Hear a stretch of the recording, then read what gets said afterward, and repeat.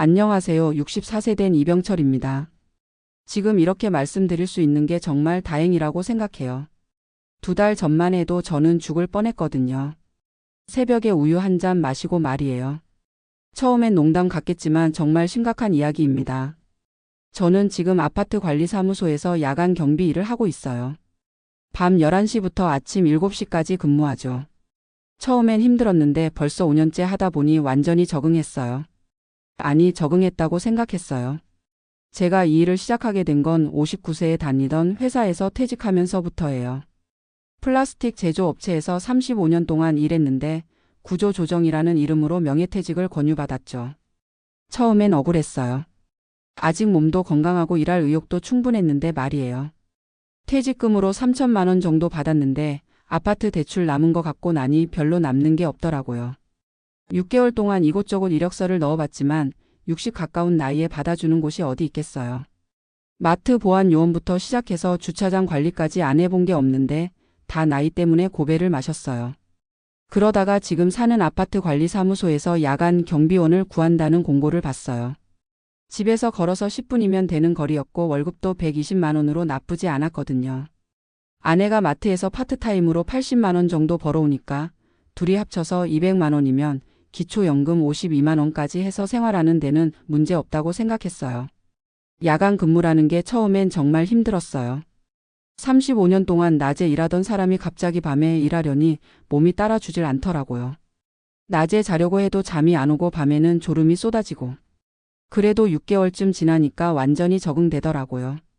오후 3시에 일어나서 간단히 운동하고 저녁 먹고 10시에 출근해요. 밤새 아파트 단지를 돌면서 순찰하고 새벽에는 CCTV 보면서 간단한 사무일 처리하고. 일 자체는 어렵지 않아요. 오히려 공장에서 3교대 돌 때보다 스트레스가 훨씬 적죠. 문제는 제가 너무 건강을 과신했다는 거예요. 혈압약은 꾸준히 먹고 있었지만 그 외에는 별다른 증상이 없으니까 건강하다고 생각했거든요. 정기검진도 2년에 한 번 정도만 대충 받고 특별한 이상이 없다고 하면 안심했어요.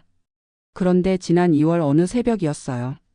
평소와 다름없이 순찰을 마치고 사무실에서 CCTV를 보고 있는데 갑자기 목이 마르더라고요. 관리사무소 냉장고에 우유가 있는 걸 봤는데 차가운 게 시원할 것 같아서 벌컥벌컥 마셨어요. 200ml짜리 한 갑을 거의 다 마셨죠.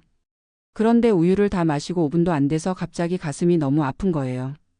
처음엔 체했나 싶었는데 이상하더라고요. 가슴 정중앙이 누군가 꽉 조이는 것 같고 등까지 아픔이 뻗치면서 숨쉬기가 힘들어지는 거였어요. 식은땀이 줄줄 나면서 구토까지 나올 것 같았어요. 화장실에 가서 물을 마시고 진정하려고 했는데 통증이 10분 넘게 계속되더라고요. 그제서야 이게 심각한 상황이라는 걸 깨달았어요. 혼자서는 어떻게 할 수가 없어서 119에 신고했어요. 구급차가 오는 동안에도 계속 가슴이 아팠는데 응급실에 도착해서 심전도를 찍어보니 심근경색 직전 상태라는 거예요. 의사 선생님이 바로 관상동맥 조영술을 해야 한다고 하셨어요. 검사 결과를 듣고 정말 깜짝 놀랐어요. 제가 변이형 협심증이라는 걸 가지고 있었던 거예요. 일반적인 협심증은 혈관이 좁아져서 생기는 건데 변이형 협심증은 혈관이 갑작스럽게 경련을 일으켜서 생긴다는 거였어요. 의사 선생님 말씀으로는 변이형 협심증이 동양인에게 많이 나타나는 질환이고 특히 새벽이나 아침 시간대에 발생하기 쉽다고 하셨어요. 차가운 음식이나 술, 담배, 스트레스 같은 것들이 혈관 경련을 유발할 수 있다고 하시더라고요. 그러고 보니 저는 모든 위험 요소를 다 가지고 있었어요. 야간 근무로 인한 스트레스, 불규칙한 생활, 그리고 새벽에 차가운 우유를 벌컥 마신 것까지. 특히 야간 근무를 하는 사람들은 자율신 경계의 균형이 깨지기 쉽다고 하셨어요. 입원해서 3일 동안 집중 치료를 받았어요. 칼슘 차단제라는 약을 처방받았는데 이게 혈관 경련을 예방하는 효과가 있다고 하셨어요. 그리고 생활 습관을 완전히 바꿔야 한다고 강조하시더라고요. 퇴원하고 나서 정말 많은 것들이 바뀌었어요. 우선 차가운 음식은 절대 먹지 않아요. 특히 새벽 시간대에는 미지근한 물이나 따뜻한 차만 마셔요. 담배는 원래 안 피웠지만 간혹 술 한잔 하던 것도 완전히 끊었어요. 야간 근무는 계속해야 하지만 중간중간 가벼운 스트레칭을 하고 깊게 숨을 쉬는 연습을 해요. 의사 선생님이 스트레스 관리가 가장 중요하다고 하셨거든요. 그리고 매달 한 번씩은 병원에 가서 검진을 받고 있어요. 가장 큰 변화는 제 마음가짐이에요. 그동안 건강을 너무 당연하게 생각했던 것 같아요. 60대가 되면서 몸에서 보내는 신호들이 있었을 텐데 전부 무시하고 살았던 거죠. 가끔 가슴이 답답하다거나 계단 오를 때 숨이 차다거나 하는 증상들이 있었는데 나이 들어서 그러려니 했어요. 지금 생각해보면 몸이 미리 경고를 보내고 있었던 거예요. 변이형 협심증은 갑자기 생기는 게 아니라 평소에 작은 증상들이 있다가 어떤 계기로 크게 터지는 거라고 하더라고요. 아내도 정말 놀랐어요. 제가 쓰러진 날 새벽에 병원 응급실에서 의사 선생님께 설명을 듣는데 눈물을 뚝뚝 흘리더라고요. 35년 동안 함께 살면서 큰 병 한 번 안 걸렸던 남편이 갑자기 심장병 환자가 됐으니 얼마나 당황스러웠겠어요. 그 뒤로 아내가 저를 보는 눈빛이 달라졌어요. 출근할 때마다 조심해서 다녀와 하면서 걱정스러운 표정을 지어요. 예전에는 그냥 인사 정도로 넘어갔는데 이제는 정말 간절한 마음이 담긴 인사라는 걸 느껴요. 아들들한테도 연락했어요. 큰아들은 서울에서 직장 다니고 작은 아들은 인천에서 자영업을 해요. 둘 다 바쁘다고 자주 연락을 안 했는데 제가 쓰러졌다는 소식을 듣고 바로 달려왔어요. 병원에서 의사 선생님 설명을 같이 듣고 앞으로 어떻게 관리해야 하는지 꼼꼼히 메모해 가더라고요. 큰아들이 그러더라고요. 아버지 이제 건강이 제일 중요해요. 돈 벌겠다고 무리하지 마시고 몸에 이상 있으면 바로 병원 가세요. 작은 아들은 아버지가 쓰러지면 우리가 어떻게 살아요라고 하면서 울더라고요. 그때 깨달았어요. 제가 건강을 잃으면 가족 모두가 힘들어진다는 것을요. 혼자 아프는 게 아니라 온 가족이 함께 아픈 거더라고요. 그동안 경제적인 것만 생각하고 정작 가장 중요한 건강은 소홀히 했던 제 자신이 부끄러웠어요. 지금은 야간 근무를 계속하고 있지만 일하는 방식을 많이 바꿨어요. 너무 빡빡하게 일정을 짜지 않고 중간중간 휴식 시간을 갖고 있어요. 순찰 도중에도 가슴이 답답하거나 이상한 느낌이 들면 바로 쉬어요. 그리고 응급약을 항상 가지고 다녀요. 니트로글리세린이라는 혀 밑에 넣는 약인데 가슴 통증이 생기면 바로 사용하라고 하셨어요. 다행히 아직 쓸 일은 없었지만 가지고 있다는 것만으로도 안심이 돼요. 식사도 완전히 바뀌었어요. 아내가 짠 음식, 기름진 음식을 줄이고 채소 위주로 해줘요. 특히 새벽에는 절대 찬 음식을 먹지 않아요. 목이 마르면 따뜻한 보리차나 미지근한 물만 마셔요. 처음엔 답답했는데 지금은 완전히 습관이 됐어요. 운동도 시작했어요. 퇴근하고 나서 아파트 단지 안을 30분 정도 걸어요. 너무 힘든 운동은 오히려 안 좋다고 해서 가벼운 산책 정도만 해요. 걸으면서 아내와 대화도 하고 계절 변화도 느끼고. 예전에는 몰랐던 소소한 즐거움이에요. 가장 중요한 건 정기검진이에요. 한 달에 한 번씩 병원에 가서 심전도 검사하고 혈압 체크하고 약도 처방받아요. 3개월에 한 번은 심장 초음파도 찍어요. 검사비가 만만치 않지만 건강을 잃으면 더 큰 비용이 든다는 걸 깨달았거든요. 의사 선생님이 그러시더라고요. 변이형 협심증은 관리만 잘하면 일상생활에 큰 지장이 없다고요. 다만 평생 관리해야 하는 질환이니까 약도 꾸준히 먹고 생활 습관도 계속 지켜야 한다고 하셨어요. 지난 2개월 동안 정말 많은 것을 배웠어요. 건강이라는 게 하루아침에 잃을 수 있는 거라는 것, 그리고 한번 잃으면 되돌리기 어렵다는 것도요. 60대가 되면서 몸이 보내는 신호들을 무시하지 말고 작은 증상이라도 병원에 가서 정확히 진단받는 게 중요해요. 특히 저처럼 야간 근무를 하시는 분들 정말 조심하세요. 밤에 일하는 것 자체가 몸의 스트레스예요. 자율신경계가 불안정해지고 혈관도 예민해져요. 새벽 시간대에는 특히 조심해야 해요. 차가운 음식 절대 드시지 마세요. 저는 우유 한 잔 때문에 죽을 뻔했어요. 목이 마르면 따뜻한 물이나 미지근한 차를 드세요. 그리고 담배, 술은 정말 위험해요. 혈관 경련을 일으키는 가장 큰 원인이라고 하더라고요. 무엇보다 스트레스 관리가 중요해요. 저는 일하다가 중간중간 깊게 숨을 쉬는 연습을 해요. 그리고 너무 빡빡하게 일정을 짜지 않아요. 돈도 중요하지만 건강을 잃으면 아무 소용없거든요. 정기검진도 꼭 받으세요. 나이 들수록 1년에 한 번이 아니라 6개월에 한 번 아니면 3개월에 한 번이라도 받으세요. 특히 가슴이 답답하거나 계단 오를 때 숨이 차거나 밤에 가슴이 두근거린다면 바로 병원에 가세요. 응급 상황에 대비하는 것도 중요해요. 저는 이제 핸드폰에 응급 연락처를 저장해 뒀어요. 119는 물론이고 단골 병원 응급실 번호, 아내 번호, 아들들 번호까지. 그리고 지갑에는 복용 중인 약 리스트와 병력을 적어둔 카드를 넣고 다녀요. 변이형 협심증이라는 진단을 받고 나서 인터넷으로 여러 정보를 찾아봤는데 생각보다 많은 분들이 이 병을 앓고 계시더라고요. 특히 50대 이후 남성분들에게 흔하다고 해요. 문제는 증상이 나타나기 전까지는 모르고 지내는 경우가 많다는 거예요. 제가 다니는 병원에서 만난 다른 환자분 이야기를 들어보니 정말 다양한 계기로 발병하시더라고요. 어떤 분은 새벽에 찬 공기를 마시고 어떤 분은 스트레스를 많이 받은 날 밤에 또 어떤 분은 과음한 다음 날 새벽에 증상이 나타났다고 해요. 공통점은 모두 새벽이나 이른 아침 시간대라는 거였어요. 의사 선생님 말씀으로는 이 시간대에 자율신경계의 균형이 깨지면서 혈관이 예민해진다고 하시더라고요. 그래서 작은 자극에도 큰 반응을 보인다는 거죠. 저는 운이 좋았던 게 관리사무소에 있을 때 증상이 나타나서 바로 119에 신고할 수 있었어요. 만약 집에서 혼자 있었다면 아니면 아파트 구석진 곳에서 순찰 중이었다면 어떻게 됐을지 몰라요. 생각만 해도 아찔해요. 그래서 지금은 순찰할 때도 혼자 너무 멀리 가지 않아요. 관리사무소에서 금방 돌아올 수 있는 거리 내에서만 움직이고 핸드폰도 항상 손에 들고 다녀요. 동료 경비원들한테도 제 상황을 알려뒀어요. 처음엔 병 이야기를 하는 게 부끄러웠어요.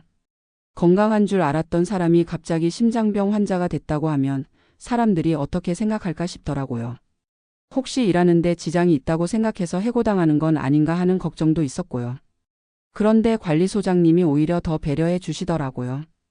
병철 씨, 무리하지 말고 몸부터 챙기세요. 일은 천천히 해도 돼요라고 하시면서 특별히 힘든 업무는 다른 분들이 나눠서 하자고 하셨어요. 동료들도 마찬가지예요. 제가 약 먹는 시간을 놓치지 않도록 챙겨주고 가끔 얼굴이 안 좋아 보이면 괜찮냐고 물어봐 주세요.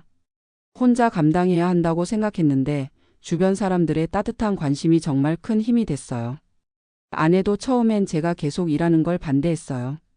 그만두고 집에서 쉬어라고 하더라고요. 하지만 경제적인 현실을 생각하면 그럴 수가 없잖아요. 기초연금과 아내 파트타임 수입만으로는 생활이 빠듯하거든요.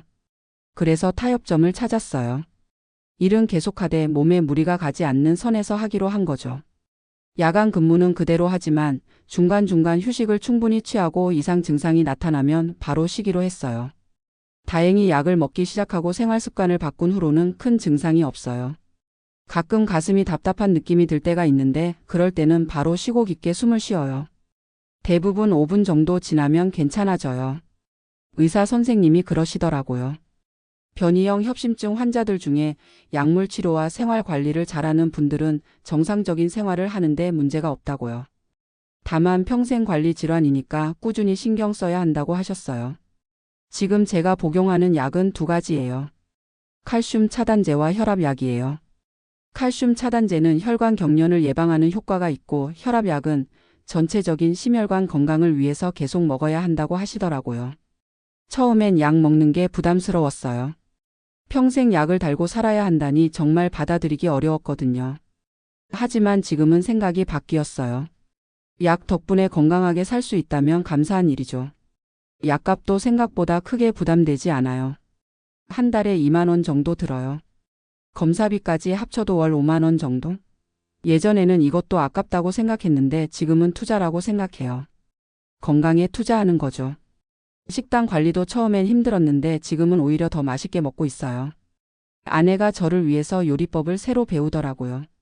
싱겁게 하되 맛있게 만드는 방법, 혈관에 좋은 재료들로 반찬 만드는 방법 같은 거요. 오메가3가 풍부한 생선 요리를 자주 해주고 견과류도 간식으로 챙겨줘요. 마늘, 양파 같은 것들도 많이 넣어서 요리해주고요. 처음엔 맛이 밋밋하다고 생각했는데 먹다 보니 오히려 재료 본연의 맛을 느낄 수 있어서 좋더라고요. 운동도 꾸준히 하고 있어요. 퇴근하고 나서 30분 걷기는 이제 일상이 됐어요. 아내와 함께 아파트 단지 안을 돌면서 이런저런 이야기를 해요. 예전에는 피곤하다고 바로 집에 들어가서 잤는데 지금은 이 시간이 가장 소중해요. 걷다 보면 같은 아파트에 사는 분들도 만나게 되고 인사도 나누고 해요. 나이 비슷한 분들과 건강 이야기도 하고 서로 정보도 교환하고요. 생각보다 비슷한 고민을 가진 분들이 많더라고요. 어떤 분은 당뇨병 때문에 고생하시고 어떤 분은 고혈압 때문에 약을 드시고 있고 다들 60 넘어서는 하나씩은 안고 가는 병이 있다는 걸 알게 됐어요. 제가 특별히 불행한 건 아니더라고요. 오히려 일찍 발견해서 다행이라는 생각도 들어요. 어떤 분은 심근경색으로 바로 쓰러져서 큰 수술을 받으셨다고 하더라고요. 저는 아직 혈관이 막힌 건 아니고 경련만 일으키는 상태니까 관리만 잘하면 큰 문제 없다고 하셨거든요. 아들들도 처음엔 걱정을 많이 했는데 지금은 안심하고 있어요. 제가 꾸준히 약도 먹고 병원도 다니고 생활 습관도 바꿔서 잘 관리하고 있다는 걸 보니까 마음이 놓이는 것 같아요. 큰아들이 최근에 그러더라고요. 아버지가 오히려 예전보다 더 건강해 보여요라고. 규칙적으로 운동하고 금주하고 스트레스 관리하면서 살다 보니 전체적으로 컨디션이 좋아진 것 같다고 하더라고요. 실제로 그런 것 같아요. 예전에는 밤새 일하고 나면 몸이 찌뿌둥하고 머리도 아팠는데 지금은 중간중간 스트레칭도 하고 깊게 숨도 쉬면서 일하니까 훨씬 덜 피곤해요. 무엇보다 마음이 편해졌어요. 예전에는 건강에 대한 막연한 불안감이 있었거든요. 언젠가는 큰 병에 걸릴까봐 아파서 일을 못하게 될까봐 하는 걱정들이요. 지금은 정확히 제 상태를 알고 있고 어떻게 관리해야 하는지도 알고 있으니까 오히려 안심이 돼요. 의사 선생님도 경과가 좋다고 하세요. 3개월마다 받는 검사에서 큰 이상이 없고 약물 치료에 잘 반응하고 있다고 하시더라고요. 이대로 계속 관리하면 큰 문제 없이 지낼 수 있을 거라고 하셨어요. 정기검진 날짜는 절대 빠뜨리지 않아요. 달력에 표시해두고 핸드폰 알람도 설정해뒀어요. 한 번은 일정이 겹쳐서 미루려고 했는데 아내가 절대 안 된다고 하더라고요. 일보다 건강이 우선이라고 하면서 말이에요. 지금 생각해보면 정말 큰 깨달음을 얻었어요. 60대가 되면서 몸이 예전 같지 않다는 걸 느끼면서도 그냥 나이 탓이려니 하고 넘어갔던 것들이 많았어요. 가끔 가슴이 두근거리거나 숨이 차거나 어지러울 때가 있었는데 대수롭지 않게 생각했거든요. 하지만 몸이 보내는 신호는 다 이유가 있는 거더라고요. 특히 심장 관련 증상들은 절대 무시하면 안 된다는 걸 깨달았어요. 5분 이상 지속되는 가슴 통증, 왼쪽 팔로 뻗치는 아픔, 식은땀과 함께 오는 가슴 답답함, 이런 증상들이 나타나면 바로 병원에 가야 해요. 제가 경험한 바로는 변이형 협심증의 통증은 정말 독특해요. 일반적인 근육통이나 소화불량과는 완전히 달라요. 가슴 정중앙을 누군가 꽉 조이는 것 같고 숨을 쉬기 어려워져요. 등 쪽으로도 아픔이 뻗치고 식은땀이 나면서 구토감까지 들어요. 이런 증상이 5분 이상 지속되면 절대 참지 마세요. 저는 10분 넘게 참았는데 지금 생각해보면 정말 위험한 행동이었어요. 혈관 경련이 심해지면 심근경색으로 진행될 수 있거든요. 응급 상황에서는 빨리 119에 신고하는 게 중요해요. 그리고 가능하면 니트로글리세린 같은 응급약을 사용하고요. 저는 지금 항상 가지고 다니는데 혀 밑에 넣으면 혈관을 빠르게 확장시켜서 통증을 완화시켜 준다고 해요. 하지만 무엇보다 중요한 건 예방이에요. 저처럼 새벽에 차가운 음식을 먹는 것 같은 행동은 정말 위험해요. 특히 야간 근무를 하시는 분들 새벽 시간대에는 몸이 가장 예민한 상태예요. 작은 자극에도 큰 반응을 보일 수 있어요. 차가운 음료수, 아이스크림, 시원한 과일 같은 것들 모두 조심해야 해요. 목이 마르면 미지근한 물이나 따뜻한 차를 드세요. 처음엔 답답하지만 습관이 되면 오히려 몸이 편해지는 걸 느낄 수 있어요. 술과 담배는 정말 금물이에요. 혈관 경련을 일으키는 가장 직접적인 원인이라고 하더라고요. 저는 원래 담배는 안 피웠지만 가끔 소주 한 잔 하던 걸 완전히 끊었어요. 처음엔 아쉬웠지만 지금은 전혀 생각이 안 나요.